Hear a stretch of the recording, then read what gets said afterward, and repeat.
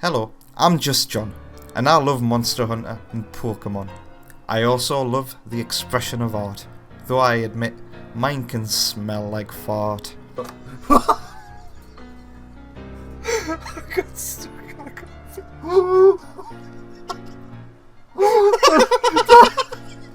Inspired by the dream of the two crossing paths, let's get on with this video, just for laughs.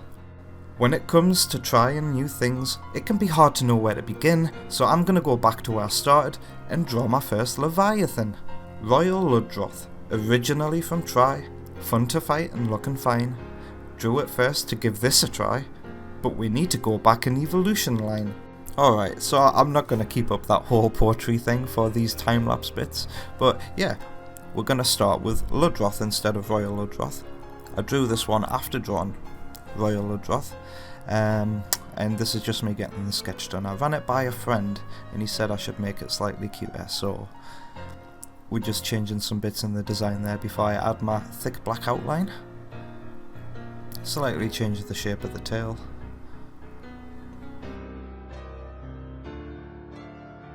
I hope you get a good idea of my drawing technique here.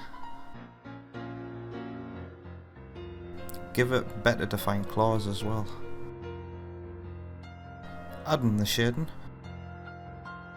I wasn't happy with the colour as well, so I gave it a different shade of green. And there it is. Ludroth, the immature Pokemon. I've given it the water and the normal type. This juvenile Pokemon is yet to develop its spongy hide. It preserves its energy for evolution by lazing about, and I've decided to give it 45 HP, 50 attack, 45 defense, 48 special attack, 60 special defense and 40 speed. And I've given it the Swift Swim ability. Alright, next up, Royal Ludroth. This is the first draw I did. I was just trying to get a good feel for how it's supposed to look before translating it into a Pokemon. And the one above that you're seeing now is the Pokemon design, where I take elements. Like I want to take some of the defined features of the monster and just simplify them. But in my opinion, I think my drawings here are still too detailed for Pokemon. But what do you think? Alright, time for the outline. I do like this colour palette. I always thought the Royal Ludroth looked like a banana.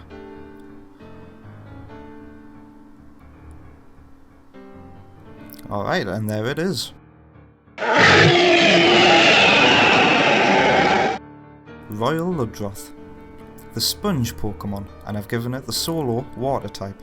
This Pokemon has gained traits to help it survive on land. It can absorb enough water in its sponge to flood a village, and I've given it 90 HP, 70 attack, 65 defense, 95 special attack, 110 special defense and 90 speed. It could potentially have the ability Swift Swim or Water Absorb.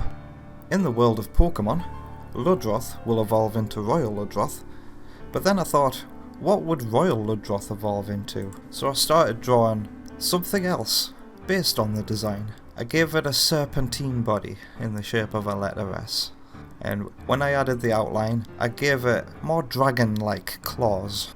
I like the fact that it's just got its tiny little leg at the back.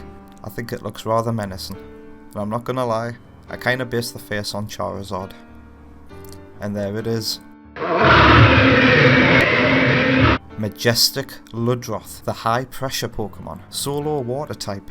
It has gained powerful claws. Highly pressured water is stored in its neck. Why this evolution occurs is unknown, and I've given it 100 HP, 110 attack, 95 defense, 95 special attack, 80 special defense, 60 speed, and for its ability it can either have Swift Swim, Water Absorb, or Pressure. But that's not it. Purple Ludroth, the pollution Pokemon. It's water and poison type. A purple Ludroth occurs if a Ludroth is poisoned upon evolution. They appear in the wild near polluted waters, and I decided to give it 90 HP, 70 attack, 85 defense, 95 special attack, 110 special defense, and 80 speed, and for its abilities it can either have Poison Absorb or Poison Point. Once Ludroth was done, I thought it was rather fun. Time to try another one. Barroth will be my next mon. A brute wyvern from the 3rd generation, he's a bit of a wall. His first hunt requires much consideration, as he never plays ball. Right, so as always we start with a rough sketch based on a source. Trying to get its crown right from that perspective was really tricky. And here I am just trying to draw it from another perspective. That one looks really ugly. so I start again.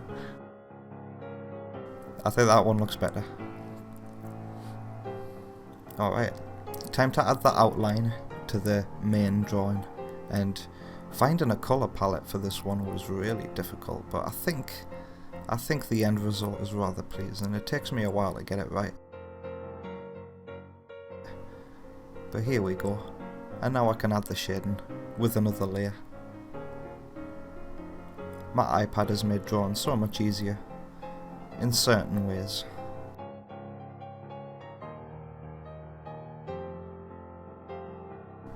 I wanted to get the shading just right for that. And there it is. Barroth, the demolition Pokemon. It is solo rock type.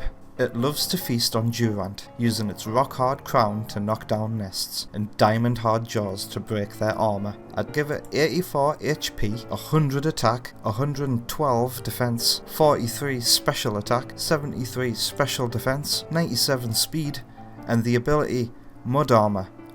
Barroth can change form if hit by a ground-type attack. Instead of taking damage, it will gain ground typing and heal HP. The extra weight will make it lose 20 points in speed, but it will gain 20 additional points in its special defense. Now that I've drawn 5, I feel kinda funky. Let's flow into Gen 4 with my favourite monkey. Once you're in its sights, you're sure to be caught. One of the most fun monsters I have fought. Alright, as always we start with the rough sketch based on this drawing here. I think it was sourced from DeviantArt, and you'll notice I keep trying to draw a pre-evolution for this monster, but unfortunately I couldn't get the outline for it right when I started working on it, so I ditched it. Maybe we'll come back to it, because there's a lot more to the Kecha-Wacha family than just this one. I'm rather happy with the shading here and the colour palette. And there it is. The Kecha-Wacha, the acrobat Pokemon. I've given it the water and the flying type. Kecha-Wacha can master any terrain with its many abilities. It slows targets using mucus while it swoops in to attack. I've given it 86 HP, 92 attack, 70 defense, 70 special attack, 95 special defense, 100 speed, and the ability Super Luck, which raises the chance of it getting critical hits.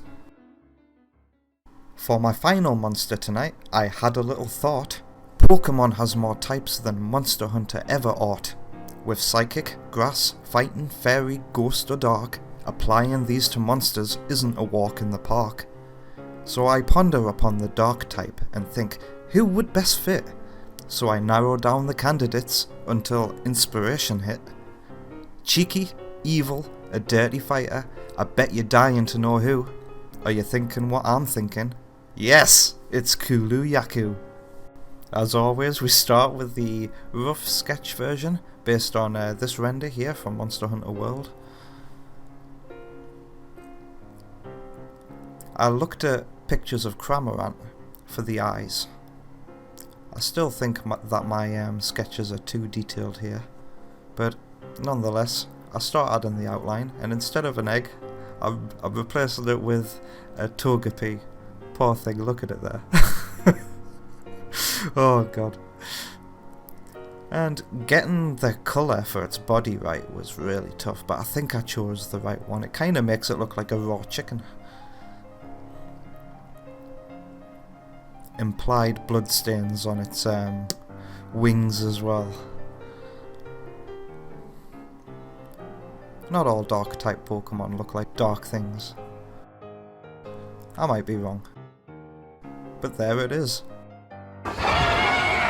Kulu-Yaku, the egg thief Pokemon. I've given it the dark type and the flying type. This intelligent and mischievous Pokemon enjoys stealing eggs. It likes to hold items in its hands and use them as tools. 78 HP, 80 attack, 73 defense, 42 special attack, 66 special defense, and 96 speed. For its ability, it can either have Pick Up or Frisk, and I've invented a new ability to give it called Make Do.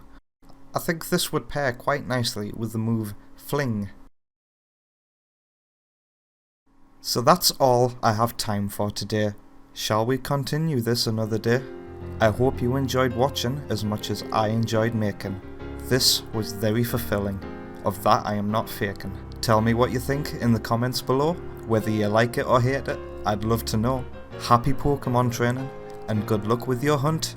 I'm tired now, and all this rhyming makes me feel like a